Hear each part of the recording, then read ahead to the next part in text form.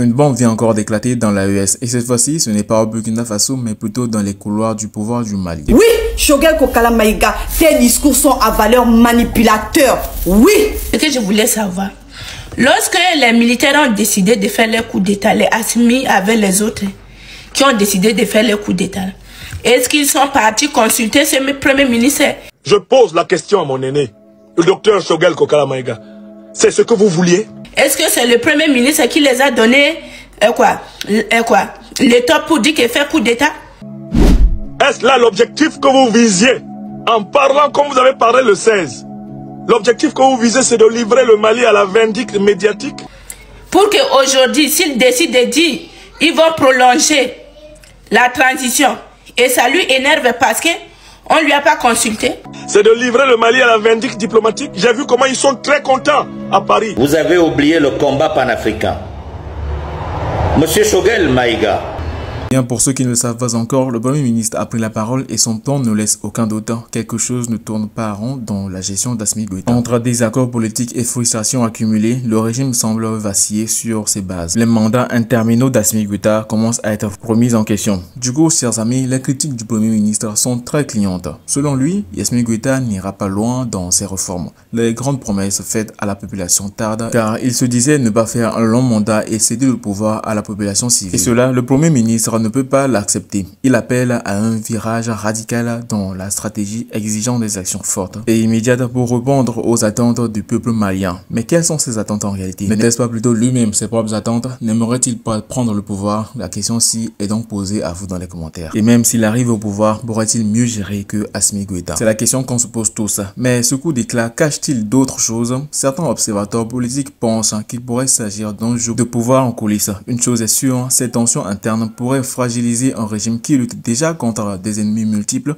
Entre les pressions internationales et la montée des défis sécuritaires, cette division pourrait être fatale. Et c'est pour cela qu'Assimi Goïta est dans l'œil du cyclone, car pour lui, la situation devient complètement critique parce que le Premier ministre commence à faire des discours et des conférences dans des salles pendant plus de 1 heure où il fait des discours pour parler de cette situation du colonel Assimi Goïta qui est au pouvoir pendant des années, sans compter ses mandats. Jusqu'ici perçu comme l'homme fort du Mali, Assimi Goïta, il doit maintenant prouver qu'il est capable de maintenir l'unité au sommet de l'État. Réagir trop lentement ou montrer des signes de faiblesse, non seulement auprès de son gouvernement, mais aussi auprès de la population qui commence à prendre part au discours du Premier ministre. Et ces gens-ci ne mâchent pas du tout leurs mots, car pour ceux qui ne sont plus d'accord avec ces mandats intempestifs, ils dénoncent tous une transition au ralenti. D'autres appellent encore à la fin des querelles internes pour se concentrer sur les vraies priorités, la sécurité, la justice et le développement économique. Du coup, d'après vous, c'est un avertissement ou un ultimatum? Le Premier ministre veut-il simplement rappeler à Assimi Goïta que ses engagements sont accomplis ou prépare-t-il un coup plus subtil pour affirmer son autorité? Ce qui est certain, ce n'est pas la première fois qu'il y a ces genres de tensions qui surgissent dans des régimes de transition dans les pouvoirs du Mali. Le président Assimi Goïta sera donc géré et donc donner une ferme mot et décision à cette histoire. Le colonel Assimi Goïta devant donc maintenir, choisir, écouter les critiques et réajuster son mandat ou ignorer les avertissements au risque de voir son gouvernement se diviser encore plus.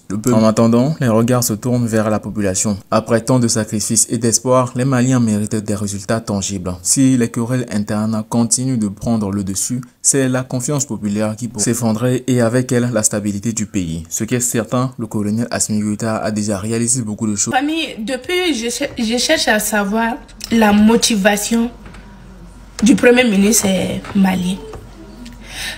Dans son discours, lorsqu'il dit les militaires, le gouvernement de transition ont décidé de prolonger la transition sans lui consulter.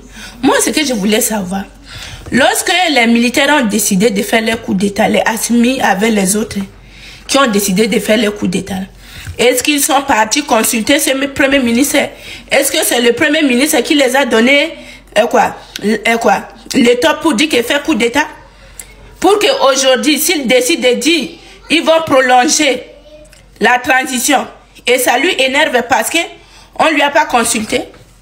Et là où je m'inquiète, s'il dit qu'on ne l'a pas consulté, je pense que le Premier ministre a toujours des conseils des ministres avec le président.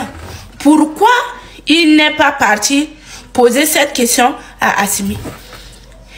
Qu'est-ce qu'il cache derrière sa sortie? Qu'est-ce qu'ils veulent?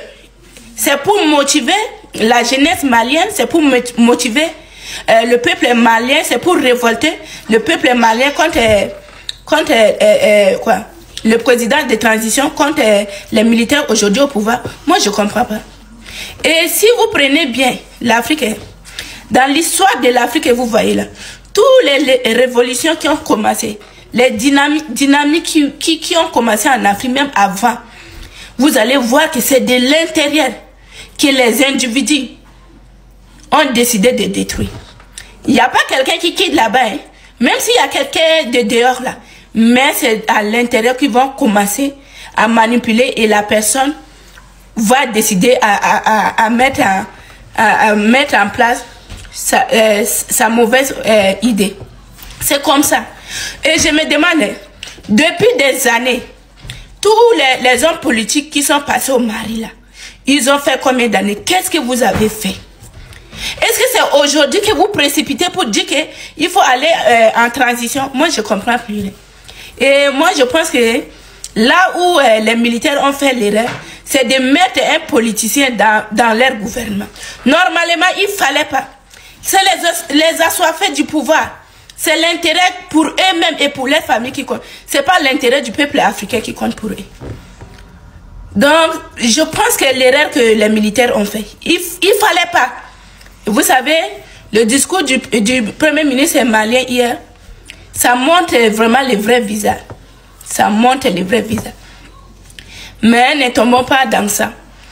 Voilà, c'est sûr qu'ils vont utiliser quelqu'un de l'intérieur pour détruire AES. Parce qu'aujourd'hui, s'il veut détruire le Mali, c'est parce qu'il ne veut pas détruire par hasard. Il veut choisir le vrai noyau. S'il choisit le vrai noyau, ils savent que les autres vont tomber. Mais vous allez mentir. Ça là, je vous en jure, vous n'allez pas réussir votre coup. Parce que la jeunesse africaine est réveillée. Tout notre objectif là, c'est que l'Afrique avance. C'est vraiment déplorable et regrettable. Le Premier ministre mécontent, Assimi doit revoir son mandat. Au Mali, un vent de tension souffle dans les couloirs du pouvoir. Le Premier ministre, visiblement agacé, ne mâche pas ses mots. Ses récents propos laissent entendre un désaccord profond avec certaines orientations du chef de la transition, le colonel Assimi Goïta. Pour la première fois, des fissures apparaissent dans l'unité apparente du gouvernement malien. Les raisons de cette colère? Une gestion du mandat jugée insuffisante par certains acteurs clés du régime. Ils pointent du doigt des décisions stratégiques tardives, notamment en matière de sécurité et de relance économique. À un moment où le pays fait face à d'énormes défis, des désaccords internes pourraient sérieusement compliquer la mise en œuvre des réformes attendues par la population. La population, quant à elle, suit ces échanges avec inquiétude. Pour beaucoup, Assimi Goïta symbolise l'espoir d'un renouveau après des années d'instabilité. Mais si les querelles internes continuent de prendre le dessus, cet espoir pourrait rapidement se transformer en frustration. Le message du Premier ministre semble clair. Il est temps d'accélérer et de recentrer les priorités sur les promesses faites au peuple malien. Cependant, certains observateurs pensent qu'il pourrait s'agir d'une manœuvre politique. Cette déclaration publique, bien que risquée, pourrait être un moyen pour le Premier ministre de se positionner comme une figure forte face à Assimi, dans l'éventualité où les élections viendraient à redistribuer les cartes du pouvoir. Une stratégie audacieuse, mais qui pourrait également fragiliser la transition. Assimi Goïta, jusque-là peu habitué à faire face à une opposition interne, est désormais confronté à un défi de taille. S'il veut conserver le soutien populaire et maintenir la stabilité de son régime, il devra rapidement répondre aux critiques et prouver qu'il est toujours l'homme de la situation. Une chose est sûre, l'avenir politique du Mali se joue en coulisses et les prochains jours seront décisifs.